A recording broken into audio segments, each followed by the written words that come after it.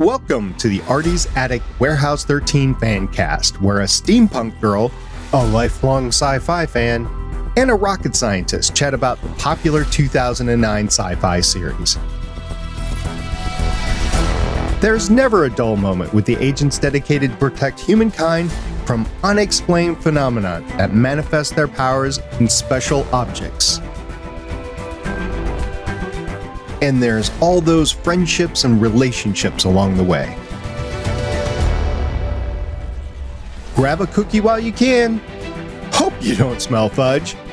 Gear up with your Farnsworth, Tesla, and neutralizer, and let's have some fun by snagging it, bagging it, and tagging it.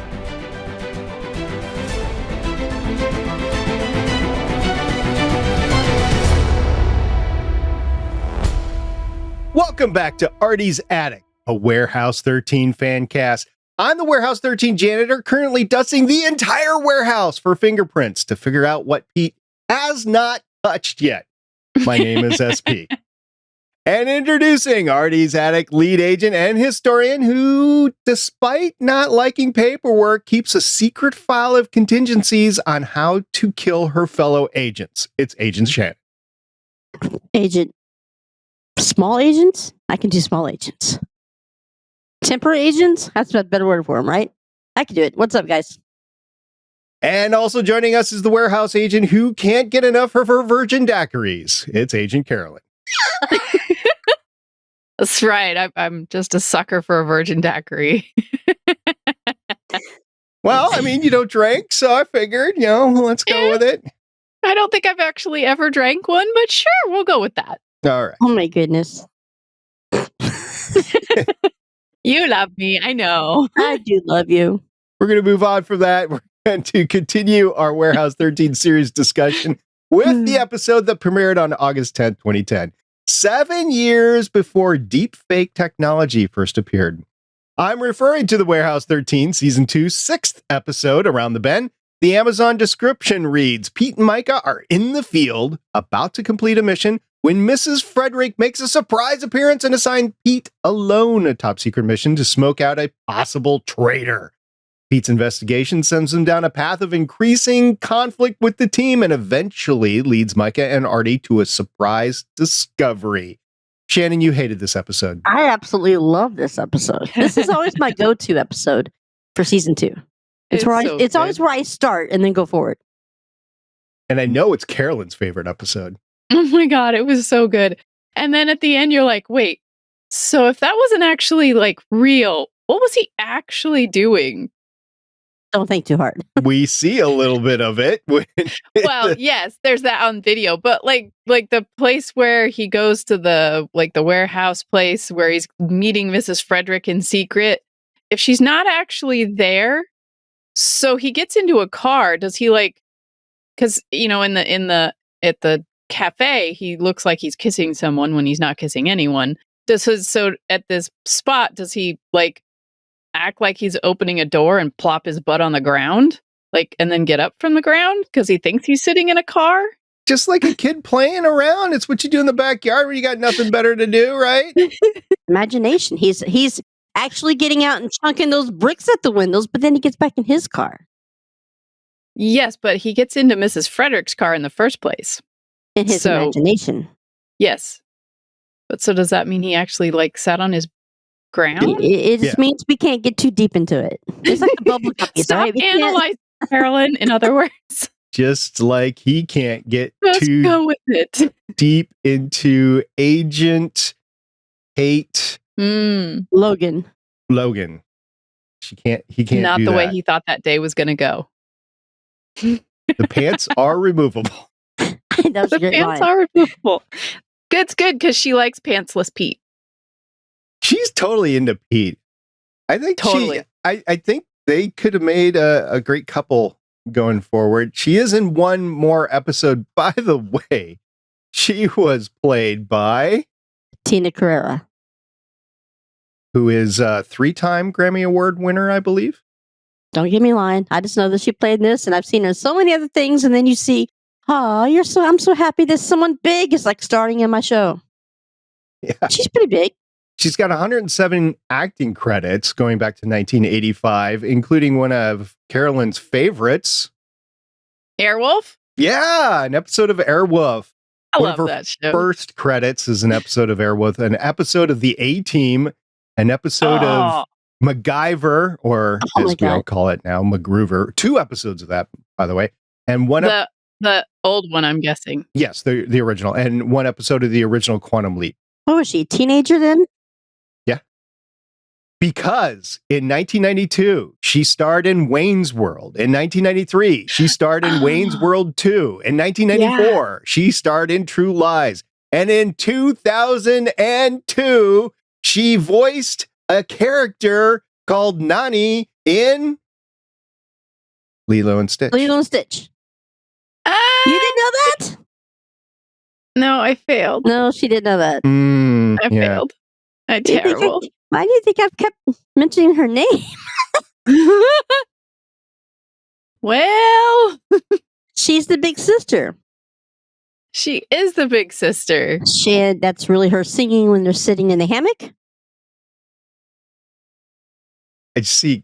If y'all can't see this, if you're actually watching this on or listening to this on the podcast player, Carolyn is about as beat red as she can get as her camera allows and her. And a diehard Stitch fan wearing the Stitch ears every time we have a podcast. I know. Fan fail. Like whenever Lilo crawl up into her lap and they're sitting in the hammock singing, that's really her singing voice? Yeah. See, you learn something new every day. I do. I mean, I know her from a lot of other things, all the stuff that he, like True Lies and things. So she's got one of those faces. I just didn't realize that was her. I try to forget Wayne's World. Wayne's World. Wayne's World. Party on. Yeah. I love this episode. I love how you get to see. I love the beginning where he's like, "Do you not see the signs that says don't touch?" It's like. What, you're doing good. Just get him not to lick things. I love the lines that she has in this, but I'm not his kindergarten teacher. But he touches everything in there. I'm like, dude, you work in a warehouse and you should know better. I got a series of quotes on this. So Artie says, "Why do you let him touch all those things?" Myka says, "What am I, his kindergarten teacher? Plus, we didn't know where there would be 2 artifacts in the same place." Artie, "Myka, it's a museum. It is filled with things from historical events. Anything from there could be an artifact. You cannot let him touch anything." Myka, "Artie, it's Pete, okay? It's a win when he doesn't lick anything." Yes. Yeah. That's a great line. I love that whole scene.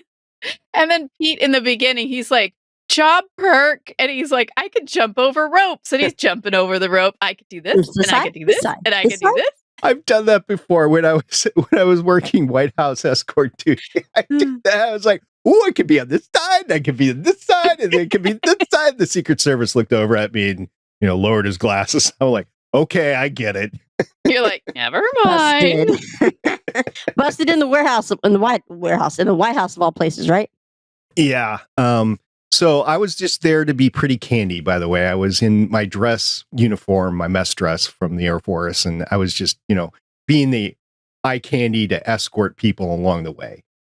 It's cheap labor for the White House. They do it all the time. But it's fun, right? I would have liked that. Depending on who you're talking. Some people don't talk to you. Some people are like, "Oh, this is so cool. This is the White House." And some people like, "Hey, man, you having fun? What are you doing after this?" And not like to get together or anything, but just, to chit chat as you're going down this ridiculous procession. And they're like, "What am I supposed to do right now? The pomp and circumstance is ridiculous in the White House." We wouldn't know. We're just the lonely peons. You're better off. I've never been to the White House, actually. I've seen it. I've driven by it.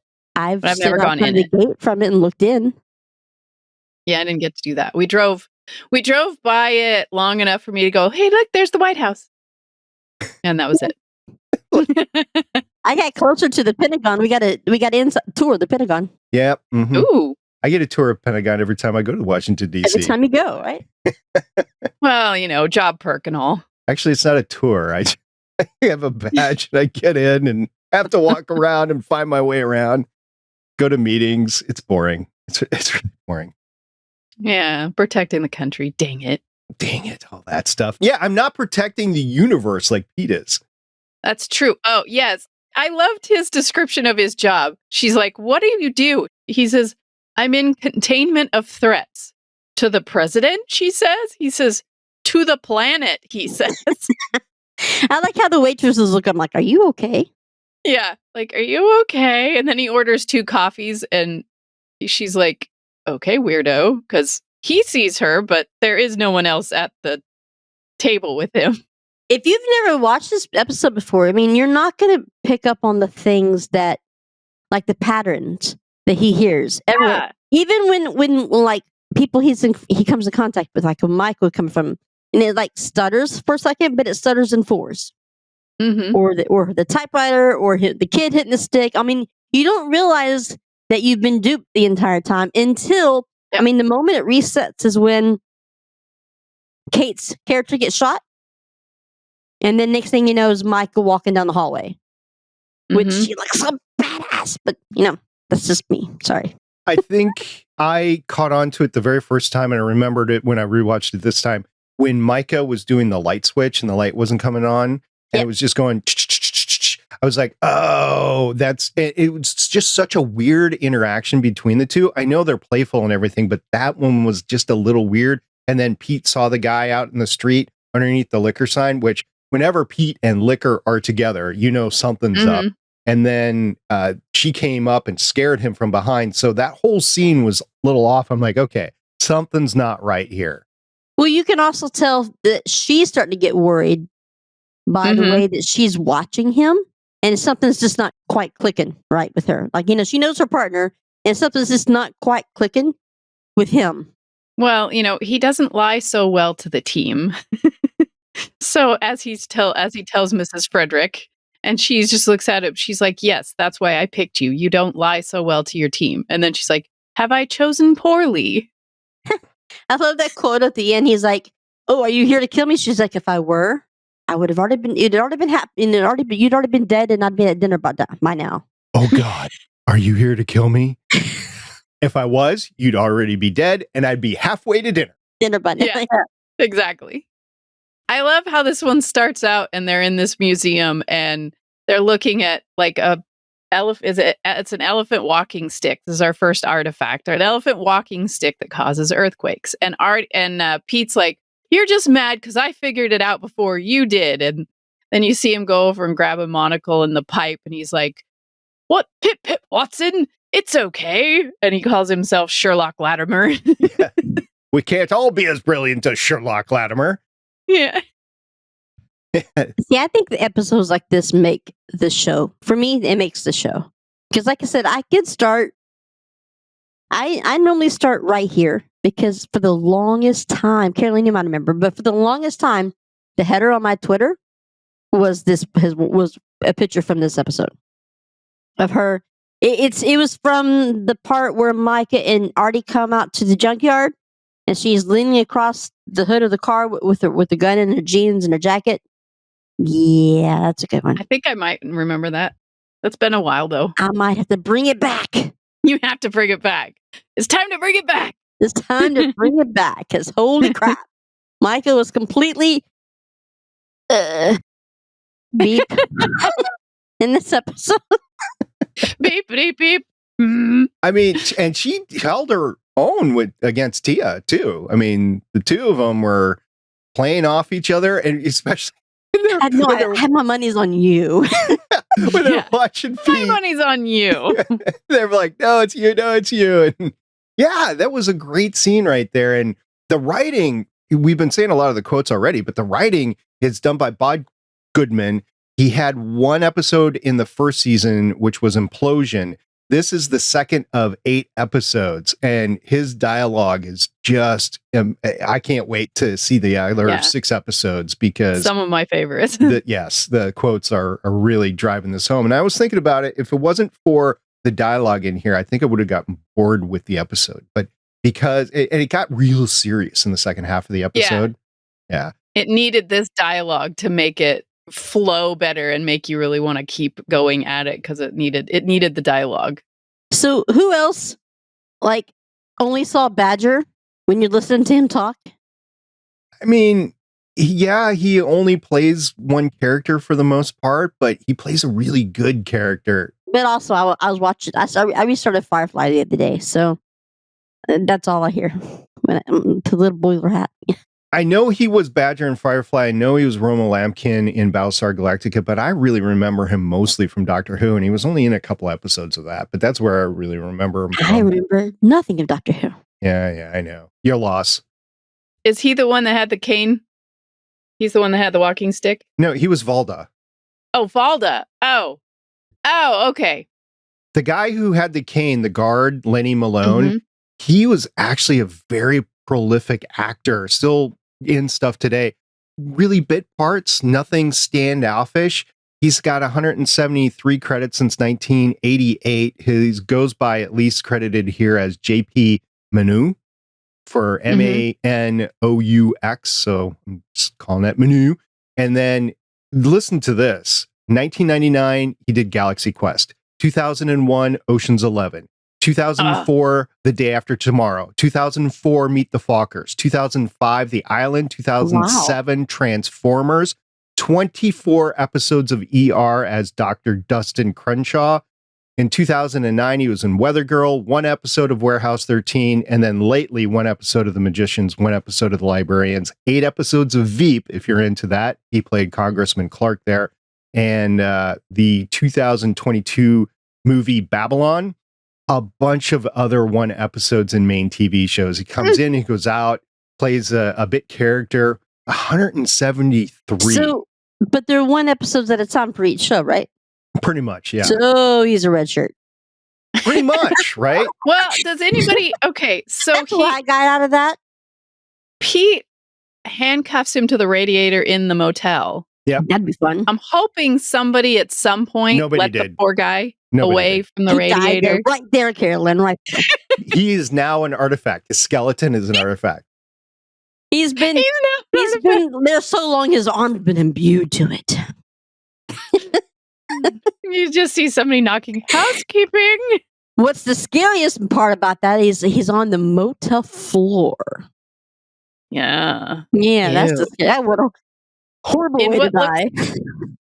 In what looks like a pay-by-night hotel. Yeah, pay by the hour, kind of sketchy floor. Yeah, that's the scariest way to die right there. And I can tell you because I've been there. I know some of the people that are listening to this have watched Letterkenny, and one of the museum guards, one of the museum guards was in 12 episodes of Letterkenny. I don't think I've seen that one. Okay. You just got to lean into it. My girls from this show, I've never watched it. Okay. The other person of note is the new limo driver, and his name is Ted Ludzik. And he has 59 credits starting in 1989, including 1 episode of War of the Worlds. He was in the 2004 movie Resident Evil Apocalypse, 2007 movie Mr. Megorium's Wonderful Emporium, and 2008 Outlander. 3 episodes of Warehouse 13. We're going to see him a couple of times. Well, hang on. Outlander?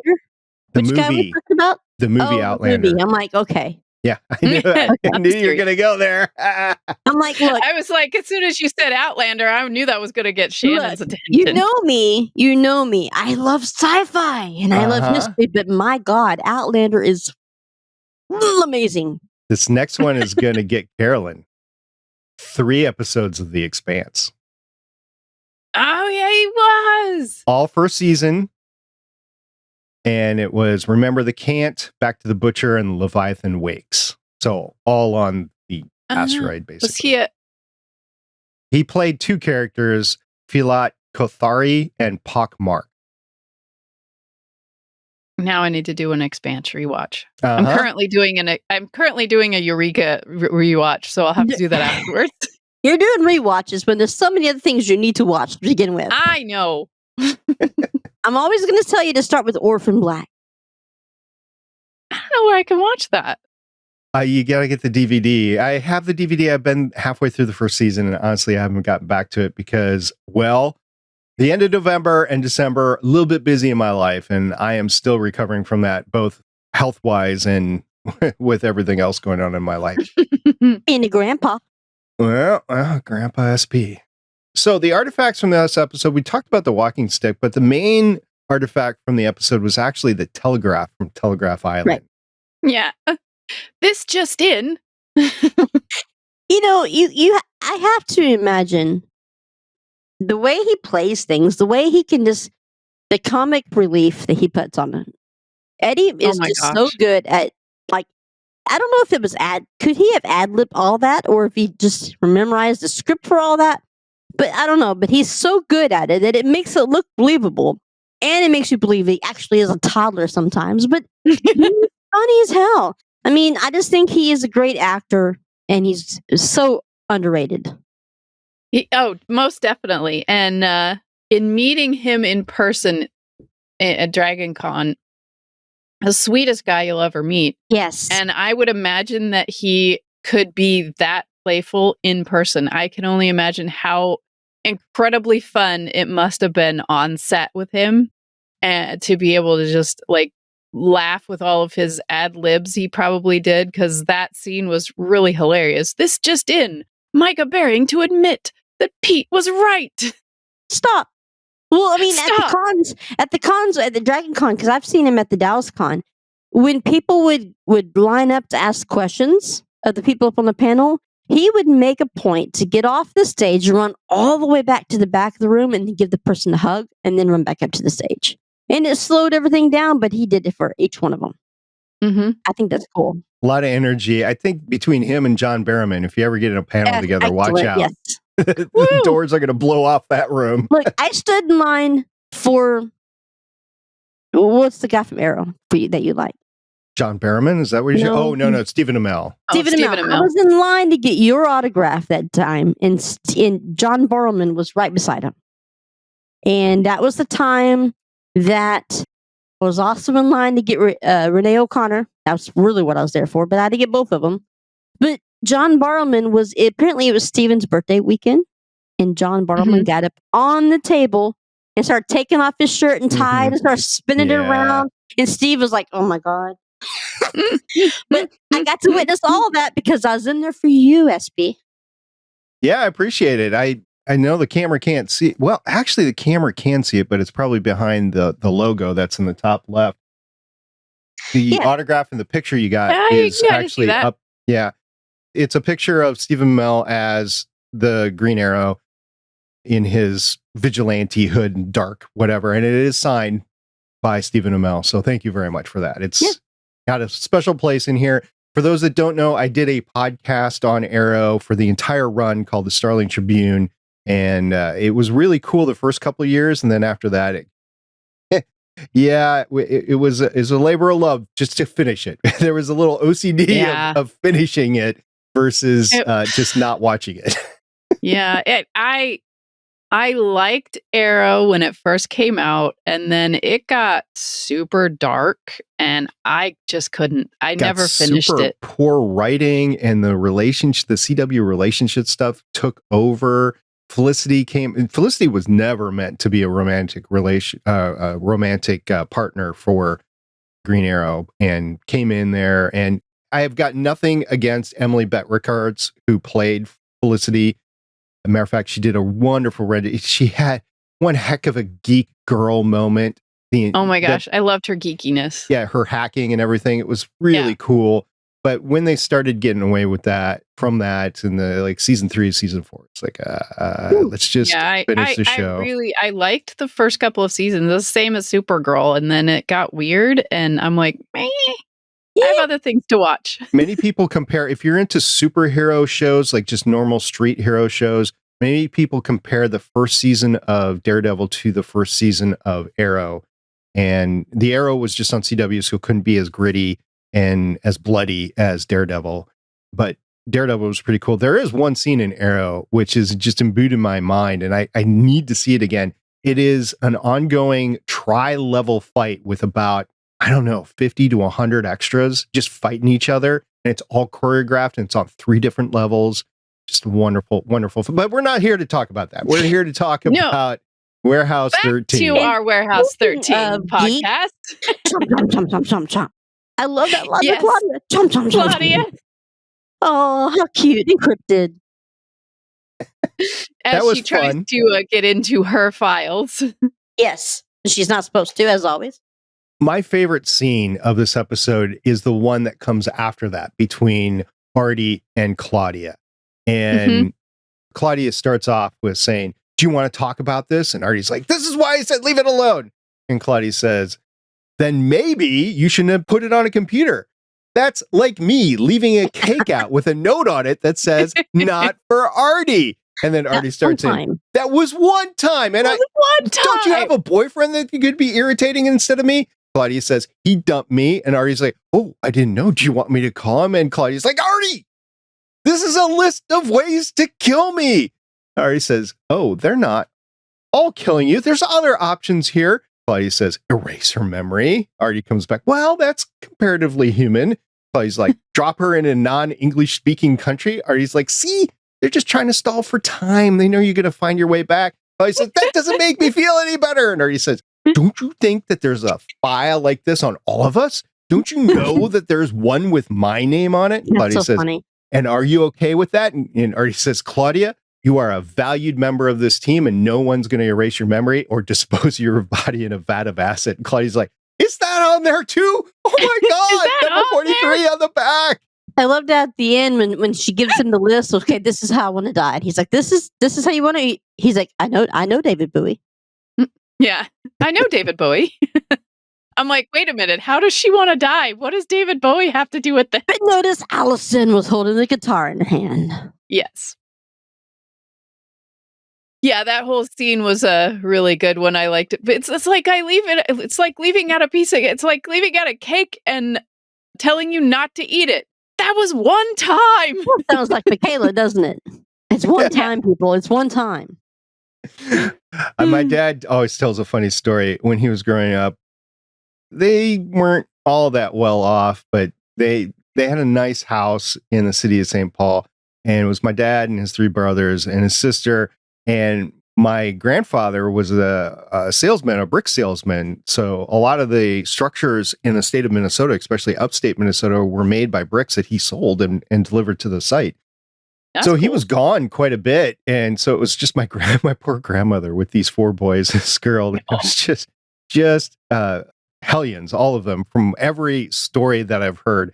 And so my grandmother would try to make nice things just to keep everybody fed. And what things that she would make was either apple pie or apple crisp. In this particular case, it was an apple pie. She made an apple pie. She put it out to cool. My dad came into the kitchen and grabbed a spoon and ate the entire thing, washed the spoon, washed the pie pan, put everything away. And my grandmother comes into the kitchen later. She's like, "I swear I made a pie. Where's the pie?" You eat the whole thing. The whole thing. The whole thing. That sounds like Michaela, actually. A lot. Oh Matter my of fact, goodness. think about it. He ate the whole thing. So I have a couple of notes on this episode. First of all, they took all of the guy's stuff from his room and they took him back to the bed and breakfast, right? And one of the things was the phone. And so Pete comes in. It's 2010. It's a phone that plugs into the wall. 10-digit dialing wasn't really a thing. National 10-digit dialing wasn't a thing in 2010. And he just presses, redial, and it redials the motel, right? From Chicago. No. So it's not going to work like that. The other thing that I was questioning about that is, okay, he plugged it into a phone line, but that's a cordless phone. You also have to plug it into the power to give juice to the battery in order to make the thing work. Again, the bubble guppy syndrome. This is what this is, okay? You just kind of have to ignore it and move on because guppies, a fish, and as Sean would say, there's no way you could get a helicopter or a jet plane under the water. True. You just have to kind of suspend your belief. You just gotta believe it. Suspend really with it. You could put a rocket ship in the water. I know that, but a plane, that's going to be a bit tough. All right, rocket scientist. And the other note that I have here it's not really anything wrong with the episode that aired in 2010, but we're 14 years in the future, right? And so Pete takes off and they don't know where he is. Nowadays, a simple Apple tracker in the car could have told him where Pete was going, right? And Pete didn't have to know about the Apple tracker either, by the way. So you put an AirTag on him. Yeah, exactly. That's what I'm talking about. An AirTag. Well, I mean, even your phones could track you. I mean, he still had his cell phone. It's not like he went and got a prepaid. So he turned it off, though. Yeah, he probably had it off and it sounded like it was ringing in his head. Because when he broke the window and then his phone rang quickly, well, his phone had to have been on in order to ring. Unless he turned it off and he just thought he was hearing it ring. Well, I think that noise was meant to be sound like like when you're drunk and you hear it ring and you're not quite sure if that was real or not. Like he's supposed to be down into his memory, right? So, or down into his head. I think that's what that is. But speaking of technology, isn't it cool though? Here you are, would you say 14 years ago, right? And they're looking at things on the Farnsworth, and now we look at FaceTime all day long. Right. I mean, it's kind of cool to think of the things that you're talking about that they didn't have back then, but yet we do now. Yeah, we talked about that before back in season 1, how FaceTime in particular came around after this started airing. After Warehouse. Yeah, but they did say that the Farnsworth was on its own individual frequencies that couldn't be hacked into or anything. And I would say, okay, I know a thing or two about the electromagnetic spectrum and how things are parsed out and stuff like that because of like cell phone communication, satellite communications, attack radars, air traffic control radars, that sort of thing. So I know a thing or two about the spectrum.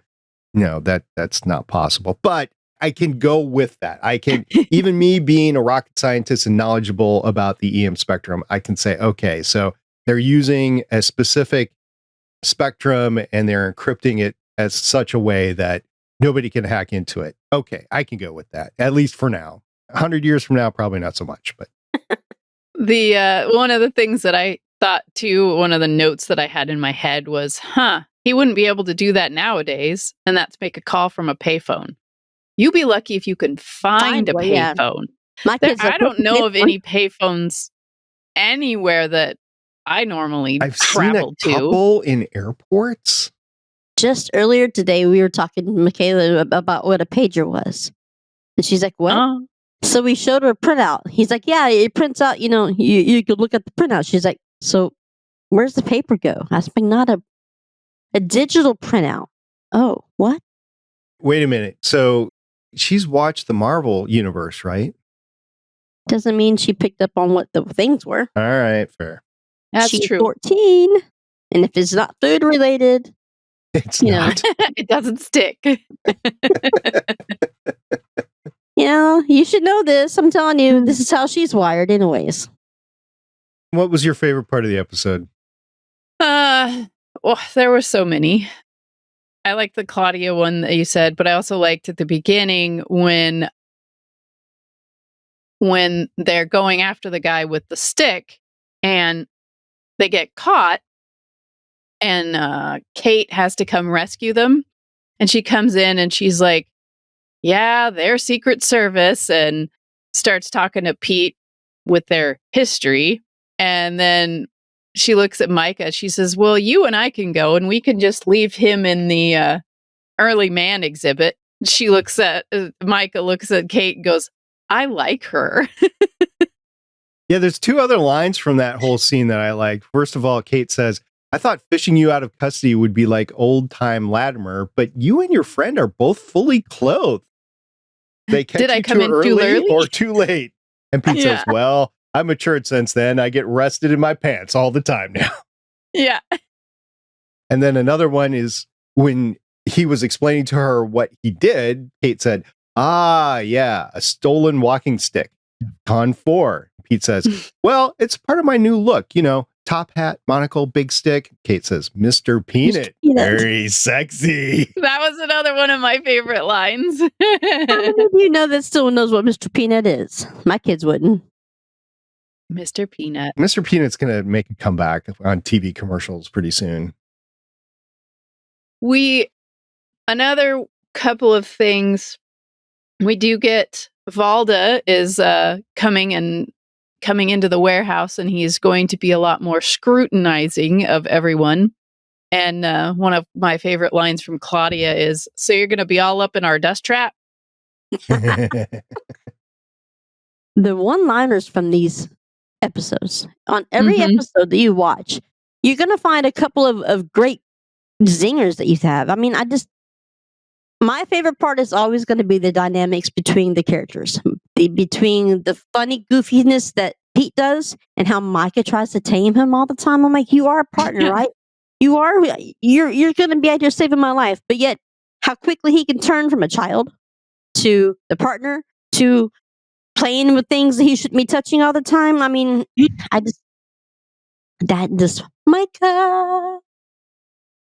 Yeah, we got Myka asking, do the regents usually come visit this often? And Artie's like, not in the 30 years I've worked here.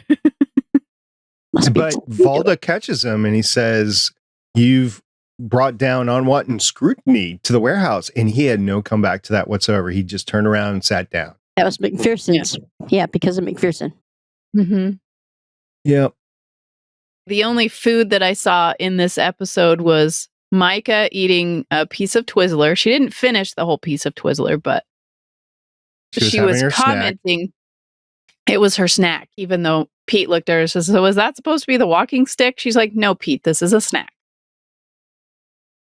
And then the decaf coffee that Pete was drinking by himself, but in his head with Kate. He ordered 2. Yes. Yeah. And that's really weird because most of the time, if you want additional coffee, they'll just bring you a pot out, right? And have it there. Yeah. So having 2 cups is kind of weird. The waitress, by the way, is played by Jennifer Goodhue, who was a comedian and a writer for Kids in the Hall. So she brought that comedic presence to the scene, basically. She did. Well cast. Well cast. Mm-hmm. Yeah, I remember that. I remember that show. I don't remember much of it, but I do remember the title of it. Yeah, she was just a writer on 7 episodes, but she was a comedian in her own right as well. What was your favorite part? Mine, I already said. Yes. It was the interaction between Artie and Claudia. Oh, what was yours? What was yours? Myka in her hot-looking pants. Okay. Enough said. We do have a question that Carolyn and I were talking about it before you jumped on the call. The song at the end, we didn't understand what the significance of that was to tune out everything else. You know anything about that? I don't. I just know that it's supposed to be some kind of mamba, right? Yeah. Was it supposed to disrupt the rhythm that he was hearing in his head? Because, Artie made a point in saying this is the original recording of, I think it's Oya Komova or something like that. Yeah. So this is the original recording. So I think at one time, long time ago in the forums that I used to follow, they were talking about how, like, if it was like a CPR thing, it'd reset you, right? It stops you and then resets you again. So I think the beat was supposed to make him stop hearing what he was listening to and reset himself. It just didn't work. Was the reason that he shot the Tesla through the windshield was just to give him that visual explosion to try to shock his brain out of it? Because he didn't actually hit him with the Tesla. He just shot the windshield. So he blinded him with science. Dazzled him. I would say dazzle, but yeah. Did you hear me, Carolyn? I did. And then I totally sang it in my head. Yeah. She blinded me with science. That's a good movie. That's a good movie. That's nasty. She is making the rounds again, and she is almost timeless. Oh my gosh.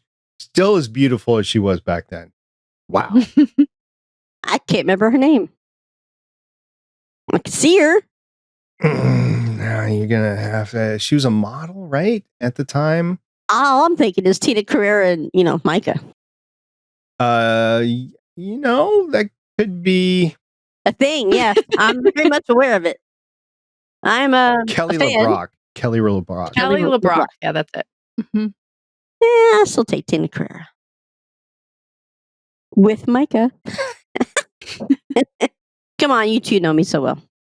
Another quote that I like from the episode is when Valda shows up, right? And Artie's introducing him, and he says, "This is Benedict Valda. He's one of the regents." And Pete's like, "Our regents? The regents?" And Artie's like, "No, Pete. The South Dakota College Board of Regents.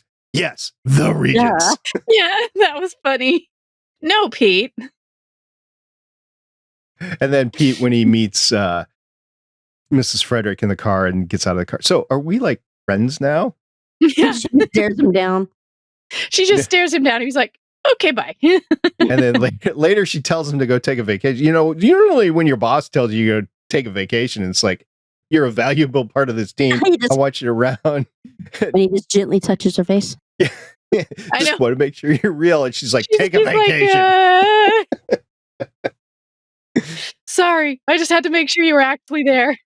Sorry, you were talking about earlier how that last half of the episode really got dark, and I like it. I like it because it kind of throws you into the cop show kind of stuff, but it's artifacty, and it works for me.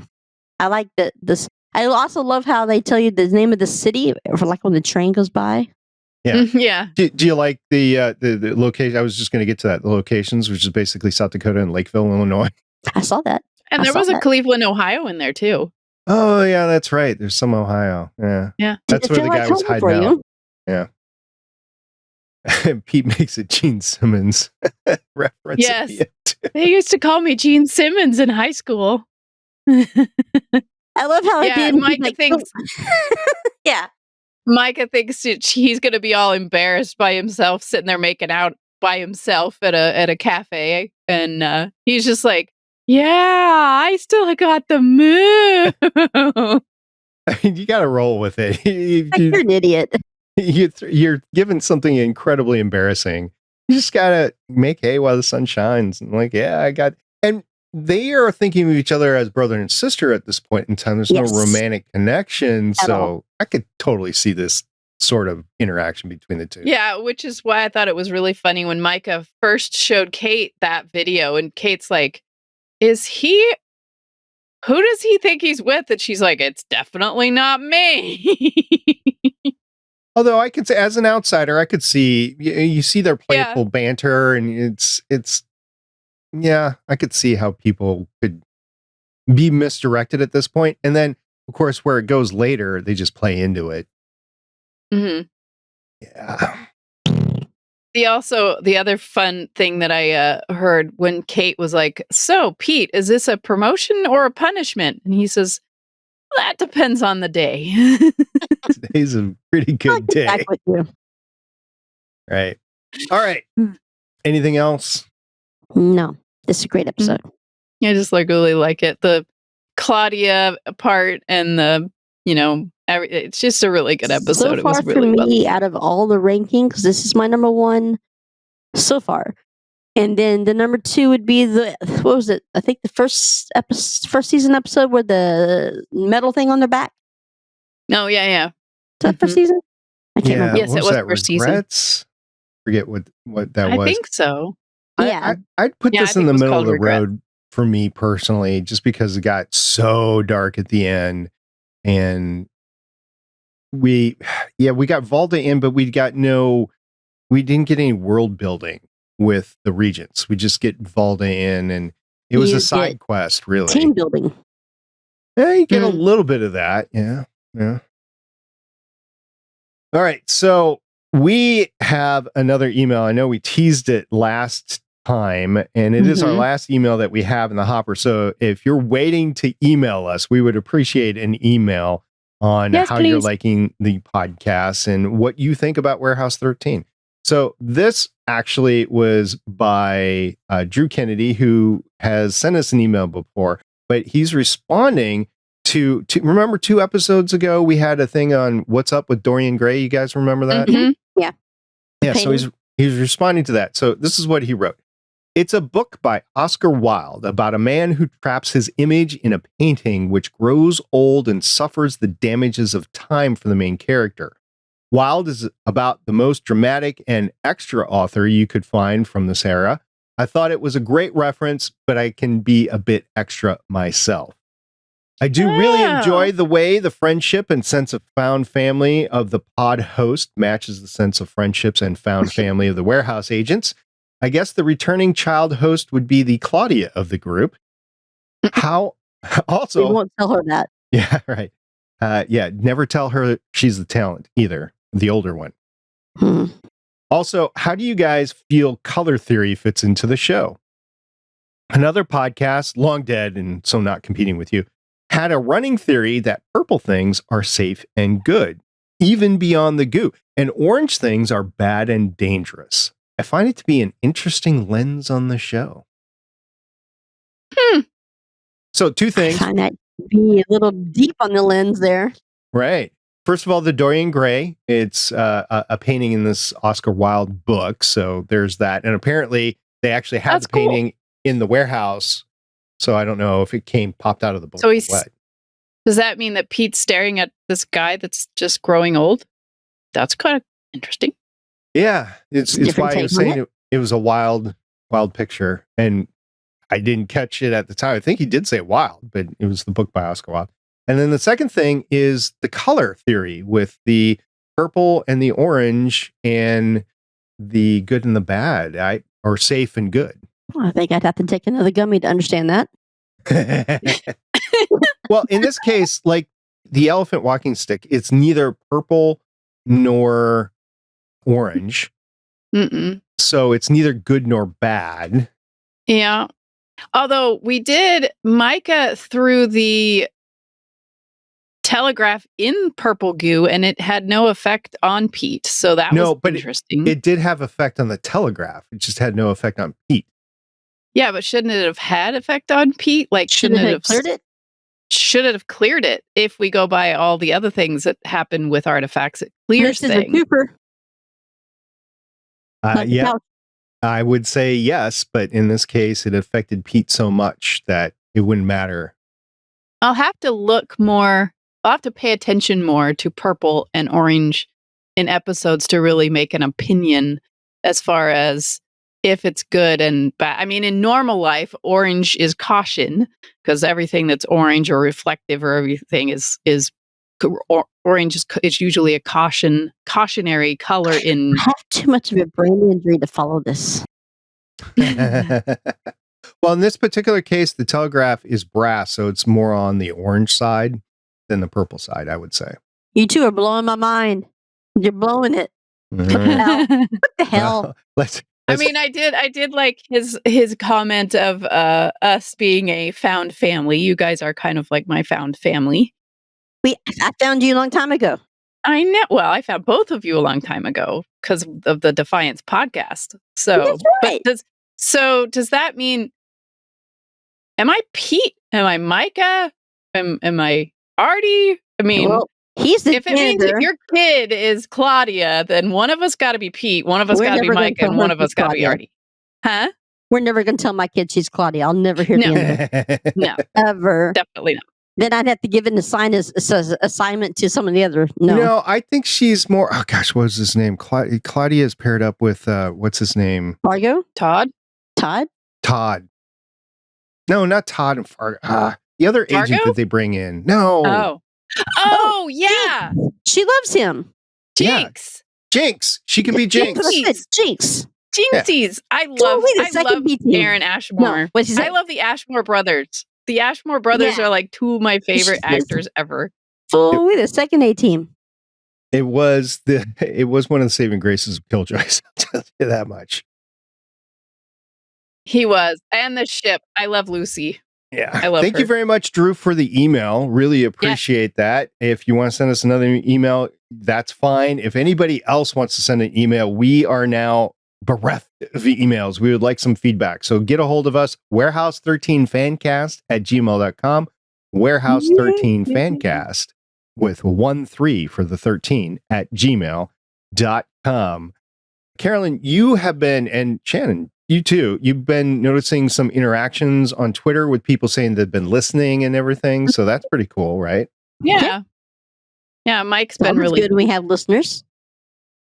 We have a few. We appreciate maybe four. Maybe four now. You know, it's somebody told me that we now have 6 subscribers on our YouTube channel. Oh, no, you let the cat out of the bag. We got a YouTube channel now. Yeah, we haven't announced it on the podcast yet. Now, those episodes are delayed from here because I'm only releasing one a week, but we will be taking some weeks off here and there, so it will eventually catch up. Yeah, I may not be here next week because of jury duty.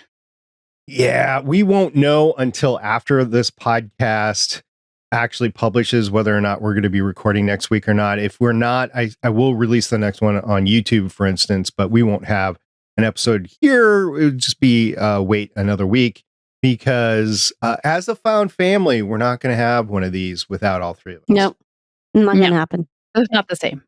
You go wear your stitch ears to jury duty? No. Oh my God, I would love to do that. That would be a perfect way to get out of jury duty. Right? Look at my ears. You Look at my ear right here. Jury, right? I need to be in your jury. Thank you. Did I mention he's guilty? Thank you. No, I would not do that. I would not do that. I totally would do that. Just for the record. Totally. Anybody that's in law that's listening, I'm not going to do that. Thanks very much. So boring. I tried to get out of grand jury once, and this no, that's exactly what we want from grand jury. You've never done grand jury before, have you? I'm like, nope, and they're like, yeah. So for those that don't know, in the United States, there's 2 different types of juries. For most of the places, there's petit jury, which is you're the 12 men in the box. You're seeing the trial, whatever. Our grand jury is people that sit in a secret room and are submitted evidence, mostly by the DA or the district attorney, about the plausibility of a crime. Is there enough evidence to go to trial? So the level of what you need to prove is way, way, way down. So is this plausible to go to a trial for then a petit jury to hear it and determine it? If yes, then you indict somebody. That's what an indictment is.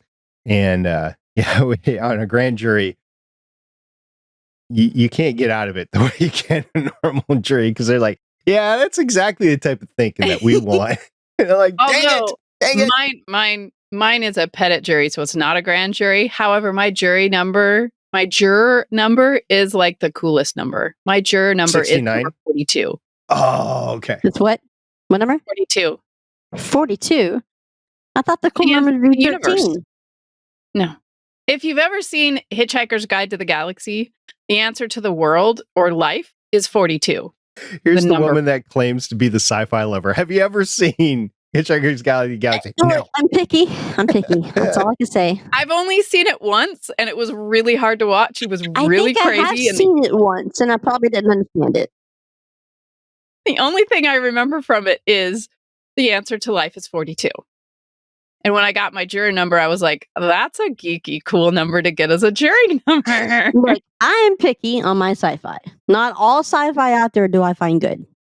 I'm not a fan of Doctor Who. What? I know. Me neither. Talking about your fandoms, though, we got some traction on social media about the Stargate podcast. So for everybody's edification, we're not doing anything until we've completed this. So we got about a year left, basically, of doing Artie's Attic. But after that, there's no more Warehouse 13 content. So this one is going to be closed off and put in a box and put in some goo. Bagged and tagged. Yeah, exactly.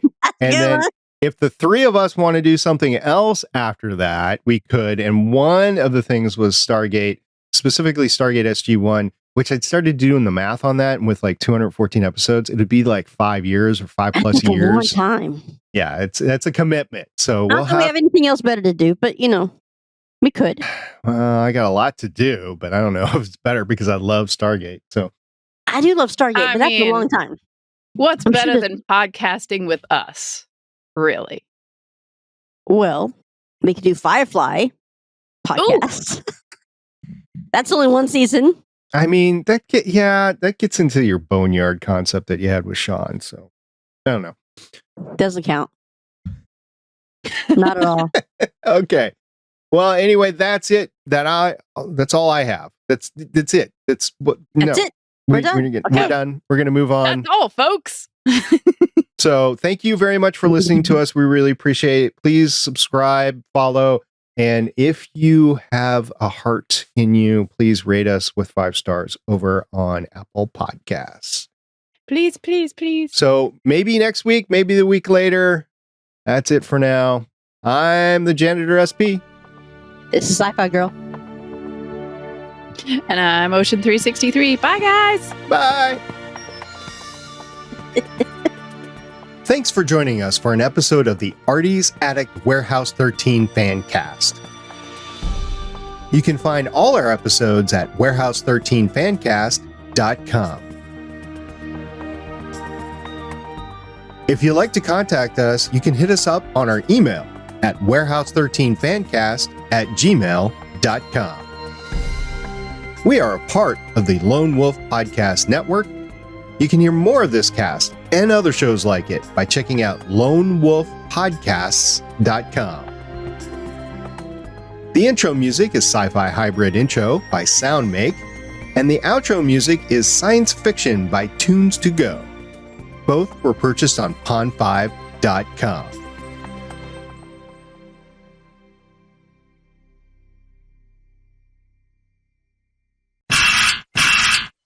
You're going to have to use words. Yes. It was the little thing. You remember when we were talking going about? to pick up cookies?